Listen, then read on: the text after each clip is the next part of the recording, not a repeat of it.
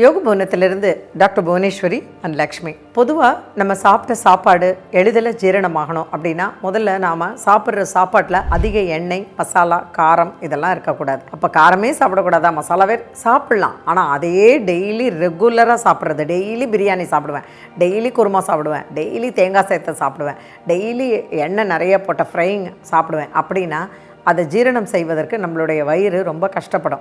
இதனால் முதல்ல வர்றது அசிடிட்டி. நம்மளுடைய சேனலில் அசிடிட்டி ப்ராப்ளம் ஏன் வருது, லைஃப் ஸ்டைல் சேஞ்சஸ் என்ன, அதுக்கு என்னென்ன மாதிரியான ஆசனங்கள், மூச்சு பயிற்சிகள்லாம் பண்ணணுங்கிறத டீட்டெயில்டாக கொடுத்துருக்கோம், பாருங்கள். அடுத்தது இந்த அசிடிட்டி முதல்ல வந்ததுன்னா அதுக்கு அடுத்தது வர்றது என்னென்னா கேஸ்ட்ரைட்டிஸ், அதாவது கேஸ்ட்ரிக் ப்ராப்ளம். நம்ம வயிற்றில் செரிமான மண்டலத்தில் வாயு தங்கிறதுனால என்ன பண்ணுவோன்னா அடிக்கடி ஏப்பம் வந்துக்கிட்டே இருக்கும். பக்கத்தில் யாராவது உட்காந்துட்டு அப்படின்ட்டு இருந்தாங்கன்னா எப்படி இருக்கும் நமக்கு அப்படிங்கும்போது இல்லையா?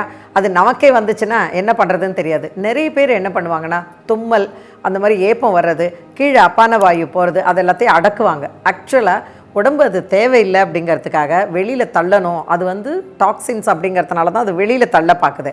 அதை வெளியில் தள்ளுறதை நம்ம அடக்கணும்னா என்ன ஆகிடும்னா திரும்ப உடலுக்கு நோய் ஏற்படும். என்னென்னா ஈஸியாக இருக்கிற உடம்புல டிசீஸ் வர்றது தான் இது. இந்த மாதிரி நோய்கள் உண்டாகிறதுக்கு நம்மளே காரணமாகக்கூடாது. அப்போ எப்படிங்க பப்ளிக்காக 10 பேரோட பேசிகிட்டு இருக்கும்போது நம்ம அங்கே ஒரு மாதிரியாக நமக்கு இருக்காது அப்படின்னா உடனே எழுந்து நீங்கள் வாஷ்ரூம் போயிடுங்க. வாஷ்ரூம் போய் தும்மறதோ அல்லது ஏப்பம் விடுறதோ, அப்பான வாயு எல்லாத்தையும் கிளியர் பண்ணிவிட்டு அங்கே ஒரு 2 நிமிஷம் இருந்துட்டு வாங்க. சரி, இது எதனால் ஏற்படுறது அப்படின்னா செரிமான மண்டலத்தில் ஏன் வாயு தங்குது அப்படிங்கிறத பார்க்கலாம். நம்ம கரெக்டாக சாப்பிட்றதில்ல, நேரத்துக்கு சாப்பிட்றதில்ல, பசித்து சாப்பிட்றதில்ல, அதே மாதிரி பசிக்கும்போது சாப்பிட்றதில்ல, பசித்து கொஞ்சம் நாள் கழித்து சாப்பிட்றது, இல்லை சும்மா வயிற்றில் எதையாவது போட்டுக்கிட்டே இருக்கிறது. பார்க்கும்போதெல்லாம் இப்படி டைனிங் டேபிளை க்ராஸ் பண்ணி போகிறவங்களாம் உடனே எடுத்து எதையாவது வாயில் போட்டுப்பாங்க. ஒரு இடத்துக்கு போகிறோம், கேக்கு ஒரு துண்டு வச்சு தருவாங்க பிளேட்டில்.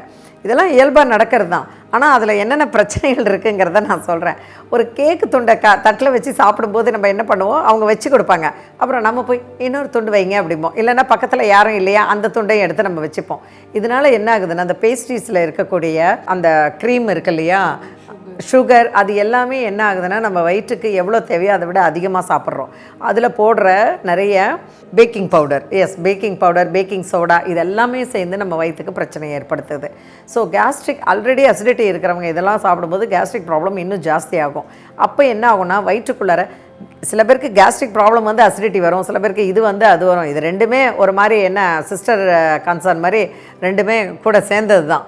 அதனால் ரெண்டுத்தையும் அவாய்ட் பண்ணணும். அப்படின்னா இன்றைக்கி நம்ம பேச போகிறது செரிமான மண்டலத்தில் வாயு தேங்கிறது எப்படி அப்படிங்கிறதுக்கு தான். இது என்னென்ன ஆகும் அப்படின்னா சில சமயத்தில் நமக்கு அதிகமாக கீழே வாயு வெளியேறிக்கிட்டே இருக்கும், சத்தமாக போகும், சில சமயம் ஸ்மெல்லோடு போகும், சில சமயம் கான்ஸ்டிபேஷன் இருக்கும், சில சமயம் நமக்கு அடிக்கடி லூஸ் மோஷன் ஆகும். இது எல்லாமே நம்ம செரிமான மண்டலத்தில் ஏற்படக்கூடிய பிரச்சனைகள் தான். இதுக்கு ரொம்ப ஈஸியாக நம்ம சரி பண்ணுறது எப்படி அப்படின்னு பார்த்தா லைஃப் ஸ்டைல் சேஞ்ச், அதாவது நம்ம சாப்பிட்ற உணவில் இருக்கக்கூடிய சின்ன சின்ன சேஞ்சஸ்ஸு. ரெண்டாவது நம்ம பண்ணக்கூடிய அற்புதமான ஆசனங்கள்.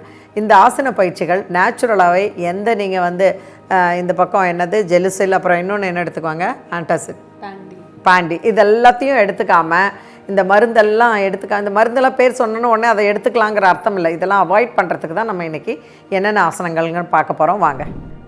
வயிற்று பகுதியில் இருக்கக்கூடிய வாயுக்களை வெளியேற்றுறதுக்கு நாம் இன்றைக்கி சில ஆசனங்கள்லாம் பார்க்க போகிறோம். அதில் முதல்ல சஷங்காசனா. சஷங்காசனா அப்படிங்கிறது, சஷங்க அப்படின்னா ரேபிட்டுன்னு பேர். வஜ்ராசனத்தில் உட்காந்துக்கங்க. உங்களுக்கு ஏற்கனவே தெரியும் வஜ்ராசனம் எப்படி பண்ணணும் அப்படின்னு நான் சொல்லியிருக்கேன். வஜ்ராசனத்தில் உட்காந்துக்கங்க, 2 கைகளை முன்னாடி வச்சுக்கோங்க.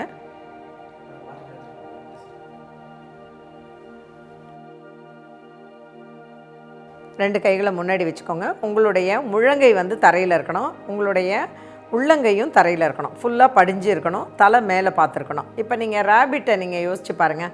சஷக அப்படின்னா ரேபிட்டுன்னு பேர். ரேபிட் இப்படி தான் பார்க்கும் இல்லையா? ஸோ இந்த மாதிரி இருக்கிறதுக்கு பேர் சஷகாசனான்னு பேர். ஸோ இது பண்ணும்பொழுது வயிற்று பகுதி அழுத்தப்பட்டு தேவையில்லாத வாயுக்கள்லாம் வெளியேறுவதற்கான வாய்ப்புகள் நிறைய இருக்குது. இப்போது அப்படியே குனிஞ்சு தலை 2 முட்டிக்கு நடுவில் வரணும். கைகளை லைட்டாக முன்னாடி வச்சுக்கோங்க. முன்னாடி வச்சுட்டு குனிஞ்சிட்டு தலையை தொடுறதுக்கு பாருங்கள்.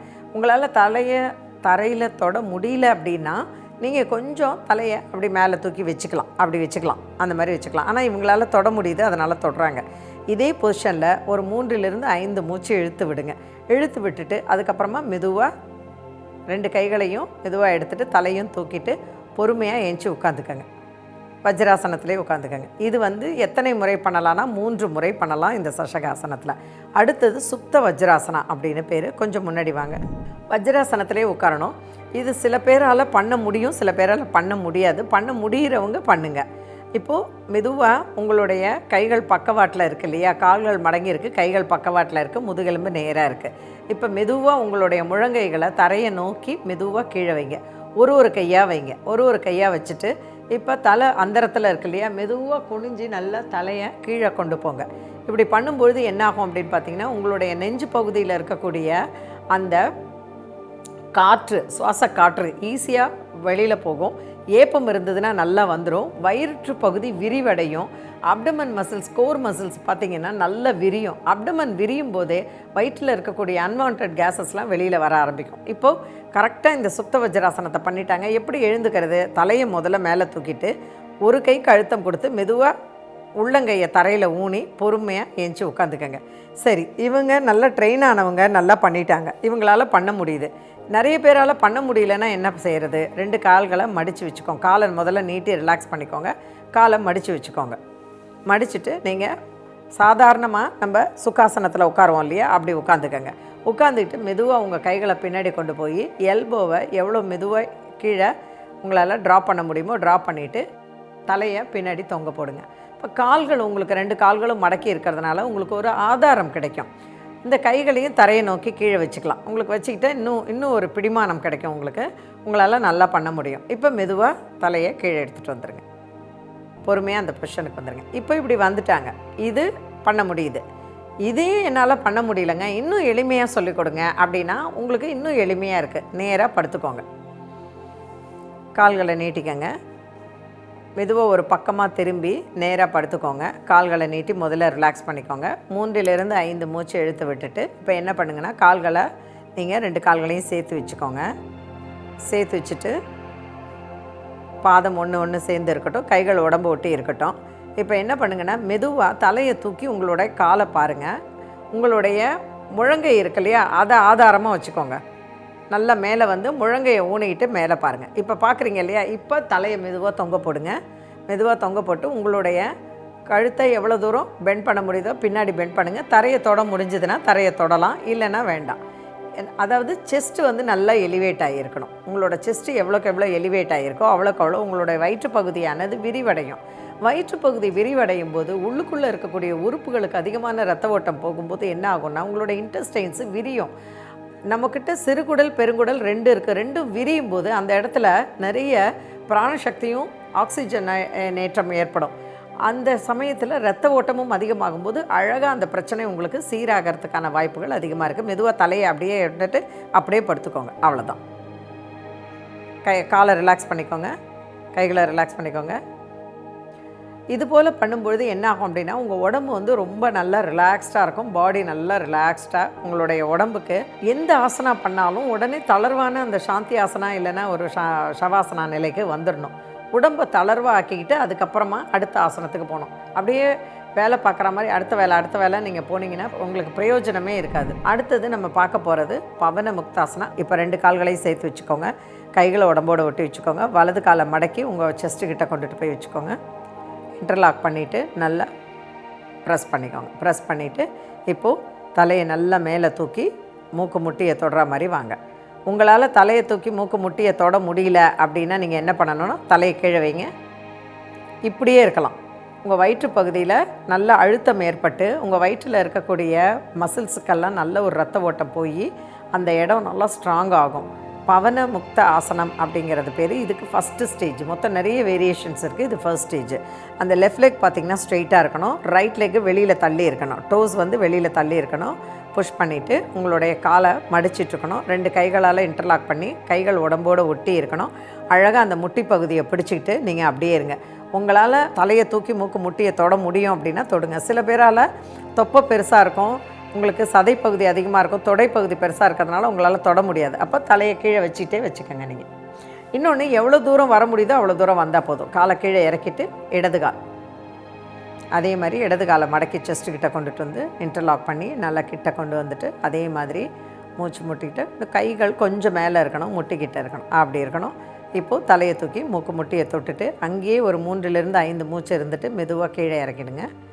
இறக்கிட்டு கைகளை ரிலீஸ் பண்ணிவிட்டு கால்களையும் ரிலீஸ் பண்ணிவிடுங்க.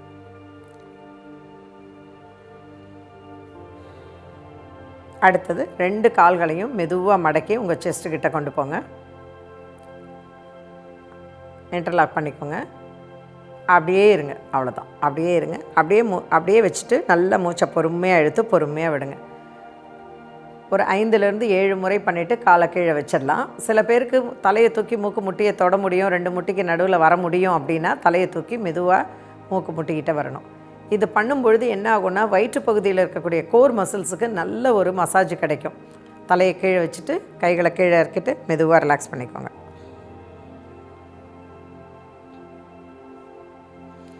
இது செரிமான பாதைக்கு ரத்த ஓட்டத்தை நல்லா அதிகரிக்கிறது மூலமாக என்ன ஆகும்னா அமிலத்தன்மையை நல்லா குறைக்கும்.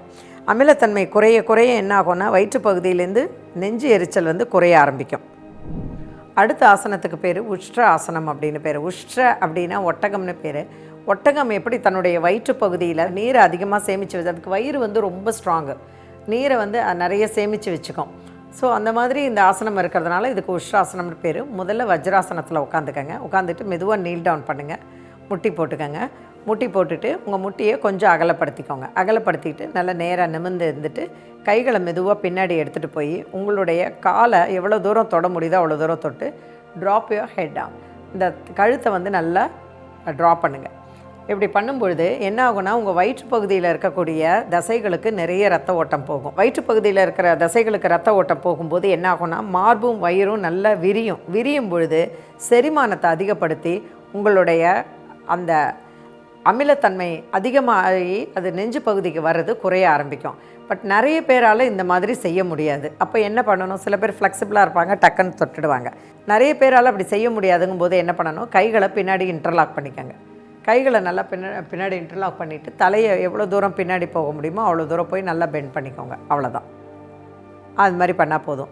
இதுவும் என்னால் பண்ண முடியல, இதுவும் குறைய முடியல அப்படின்னா பின்னாடி 2 கைகளை கட்டிக்கங்க. பின்னாடி கைகளை ஒரு கை வேணும், இன்னொரு கை கட்டிட்டு மெதுவாக கையை ட்ராப் பண்ணி இடுப்பை எவ்வளோ தூரம் பண்ண முடியுதோ பண்ணுங்கள். அவ்வளோதான். அப்படி பண்ணிவிட்டு மெதுவாக நீங்கள் அந்த வஜ்ராசனத்தில் உட்காந்துருங்க. உட்காந்து ரிலாக்ஸ் பண்ணிக்கோங்க. கைகள் சின்முத்திரையில் வச்சுட்டு கண்களை மூடிக்கிட்டு ஒரு 3லிருந்து 5 முறை நல்லா மூச்சை இழுத்து விடுங்க. அவ்வளோதான். அடுத்தது இப்போ நம்ம பார்க்க போகிறது, நம்ம வயிற்றுப்பகுதியில் இருக்கக்கூடிய தசைகளை இன்னுமே நம்ம ரிலாக்ஸ் பண்ணுறதுக்கான ஒரு லாஸ்ட்டாக ஒரு பாஸ்டர் பார்க்க போகிறோம். 2 கைகளையும் சேர்த்து வச்சுக்கோங்க. கால்களை மடக்கி வயிற்றுக்கிட்ட கொண்டு வச்சுக்கோங்க. 2 கைகளால் அந்த முட்டையை பிடிச்சிக்கோங்க. முட்டையை பிடிச்சிட்டு மெதுவாக ரோல் பண்ணுங்கள். ரைட் டு லெஃப்ட் பாடியை ரோல் பண்ணுங்கள். அவ்வளோதான். இப்போ இப்படி பண்ணிக்கிட்டு பிடிச்சிக்கிட்டு வர்றது உங்களுக்கு கஷ்டமாக இருந்துச்சுன்னா ஃப்ரண்ட்டில் முட்டையை பிடிச்சிக்கோங்க. முட்டையை பிடிச்சிட்டு நல்லா ரைட் அண்ட் லெஃப்ட்டு ஒரு 5 டைம்ஸ் ரைட்டு 5 டைம்ஸ் லெஃப்ட்டு பண்ணிவிட்டு ரிலாக்ஸ். கால்களை நேராக வச்சுக்கோங்க. ரிலாக்ஸ் பண்ணிக்கோங்க. ஷவாசனா இல்லைன்னா சாந்தி ஆசனாவில் உங்கள் உடம்பை தளர்வாக வச்சுக்கிட்டு ரிலாக்ஸ்டாக வச்சுக்கோங்க.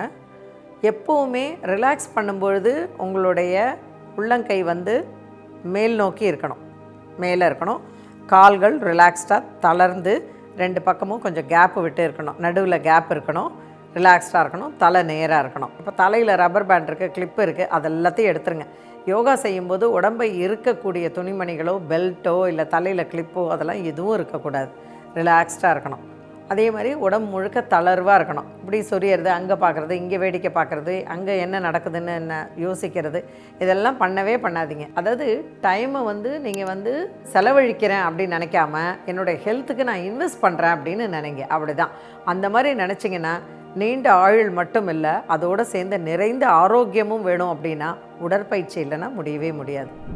நாம் லைஃப் ஸ்டைல் சேஞ்சுன்னு அடிக்கடி எல்லாரும் பேசுகிறத கேள்விப்பட்டிருப்பீங்க. நானும் நிறைய ஸ்டூடெண்ட்ஸுக்கெல்லாம் சொல்லிக்கிட்டே இருப்பேன்.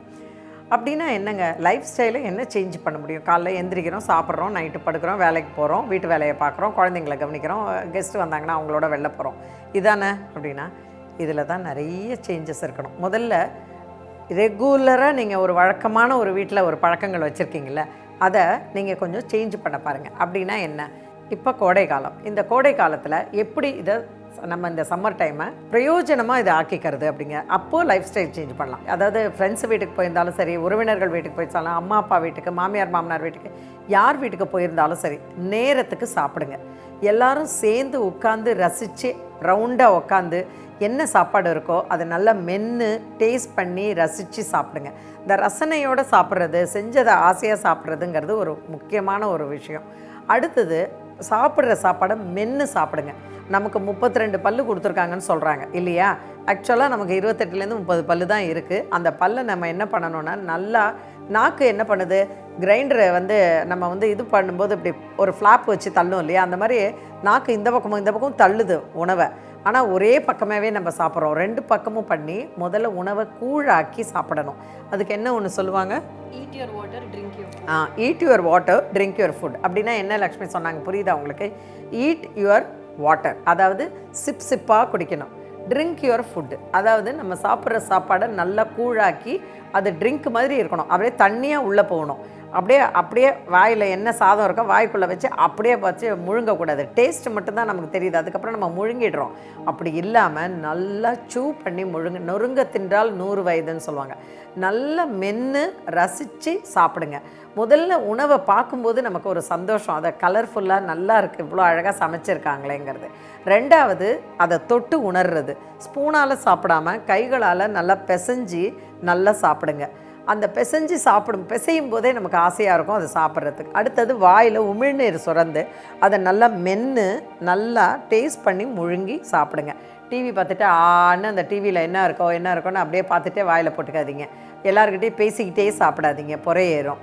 அதனால் சாப்பாடை ரசித்து சாப்பிடுங்க. இப்போது நாம் இந்த கேஸ்ட்ரிக் ப்ராப்ளத்துக்கு என்ன மாதிரி சாப்பிட்லான்னா அவாய்ட், நான் முதல்ல சொன்ன மாதிரி திரும்ப சொல்கிறேன், கார்பனேட்டட் ட்ரிங்க்ஸு, இந்த பாட்டிலில் வர ட்ரிங்க்ஸு, அட்டை டப்பாவில் வர ட்ரிங்க்ஸு, இது எல்லாத்தையும் அவாய்ட் பண்ணுங்கள். குழந்தைங்களுக்கு வாங்கி குடிக்கவே குடிக்காதீங்க. இளநீர் குடிங்க, நுங்கு, பதநீர், கூழ், மோர், ஜூஸு எல்லாமே ஃப்ரெஷ் ஜூஸ் நம்ம எதிர்க்க பார்க்கணும். இன்னொன்று சொல்ல மறந்துட்டேன், இந்த ஃப்ரெஷ் ஜூஸ் பண்ணும்போது என்ன பண்ணுவாங்கன்னா கலராக லிக்விட் வச்சுருப்போம், அதையும் சேர்ப்பான். பைனாப்பிள் ஒரு லிக்விடு, வாட்டர் மெலனா எதுக்கு தேவையில்லை, நீங்கள் சொல்லிவிடுங்க இதெல்லாம் எனக்கு வேணாம்ப்பா, இந்த ப்ரிசர்வேட்டிவ் இல்லை சார், இது ஜூஸு, இது சுகரு. ஃப்ரூட்டோஸ் அப்படின்னா ஃப்ரூட்லேயே ஒரு சுகர் இருக்குது, அது போதும் நமக்கு. அந்த மாதிரி ரொம்ப டேஸ்ட்டாக சாப்பிட்டிங்கன்னா எதெல்லாம் டேஸ்ட்டோ நாக்குக்கு அதெல்லாம் கெடுதல். அதனால் அந்த ஃப்ரூட்டோட அதோட டேஸ்ட்டோட அப்படியே சாப்பிடுங்க. பைனாப்பிளை அதோட டேஸ்ட்டோட சாப்பிடுங்க, ஆப்பிளை அதோட ஜூஸ், மாதுளம்பழமாக அதோட ஜூஸ். அதே மாதிரி பழங்களோட பாலை மிக்ஸ் பண்ணவே பண்ணாதீங்க. மில்க் ஷேக் அப்படின்னா தயவு செஞ்சு வெறும் மில்காக தான், அதில் வெண்ணிலா ஐஸ்கிரீமோ ஏதோ போட்டு நீங்கள் குடிக்கலாம். அதுவே நான் தப்புன்னு சொல்லுவேன், பட் இருந்தாலும் ரொம்பவும் ரெஸ்ட்ரிக்ட் பண்ண விரும்பலை, ஸோ நீங்கள் சாப்பிடலாம். ஆனால் பாலையும் பழத்தையும் சேர்த்து குடிக்காதீங்க. அசிடிட்டியோ இல்லை கேஸ்ட்ரிக் ப்ராப்ளமோ ரொம்ப இருக்குது, பாதி ராத்திரியில் உங்களுக்கு ஒரு மாதிரியாக இருக்குன்னா பாலை நல்லா காய்ச்சி ஃப்ரிட்ஜில் வச்சுடுங்க. சில்லுன்னு பாலை குடிங்க, கொஞ்சம் தண்ணி குடிங்க. தண்ணி எப்போவுமே பக்கத்தில் வச்சுக்கோங்க, தண்ணி குடிங்க. எப்போவுமே உங்களுடைய சாப்பாடு நல்லா மென்று சாப்பிடுங்க, நல்லா சாப்பிடுங்க. காலையில் சீக்கிரமாக எழுந்திரிங்க, உடற்பயிற்சி பண்ணுங்கள், வாக்கிங் போங்க, நைட்டு சீக்கிரமாக தூங்க போங்க, 8 மணி நேரம் தூங்குங்க. இந்த டைமில் குழந்தைங்களோட சேர்ந்து நிறைய ஹியூமரஸான நிறைய படங்கள் பாருங்கள். வெளியில் ஜூவுக்கு கூட்டு போங்க. பசங்களை வெளியில் கூட்டு போனால் தர்பூஸ் நல்லது, இது நல்லது, இதெல்லாம் நல்லது அப்படின்னு சொல்லி அவங்களுக்கு எல்லாத்தையும் எக்ஸ்பிளைன் பண்ணி சொல்ல வைங்க. புதுசாக ஏதாவது கற்றுக்க வைங்க. நிறைய ஷோக்கெல்லாம் நடக்குது, இப்போ சம்மர் ஷோலாம் நடக்குது, அதுக்கெல்லாம் கூட்டு போய் சந்தோஷமாக ஜாலியாக என்ஜாய் பண்ணுங்கள். ஸ்ட்ரெஸ்ஸை அவாய்ட் பண்ணுங்கள். இதெல்லாம் இருந்தீங்கன்னா உங்களுக்கு கேஸ்ட்ரிக் ப்ராப்ளம் இந்த மாதிரி அசிடிட்டி எல்லாம் வரவே வராது. எஸ்பெஷலி யோகா பண்ணுங்கள். மீண்டும் சந்திப்போம். வணக்கம்.